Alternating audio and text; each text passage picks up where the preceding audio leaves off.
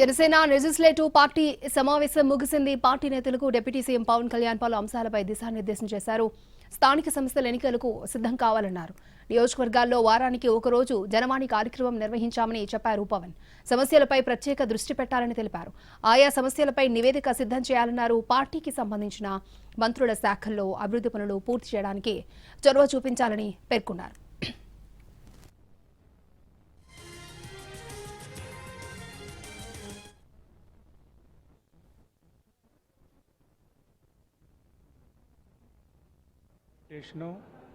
రాబోయే పంచాయతీ ఎలక్షన్స్, అదేవిధంగా పార్టీ సభ్యత్వం జరిగిన తీరుతెన్నులతో పాటు జనసేన ఎమ్మెల్యేలు ప్రాతినిధ్యం వహిస్తున్న నియోజకవర్గాల్లో ఉన్న పలు అంశాలు, సమస్యలు, అక్కడ అభివృద్ధి కార్యక్రమాలు, ఈ విషయాల మీద చాలా లోతుగా జరిగింది.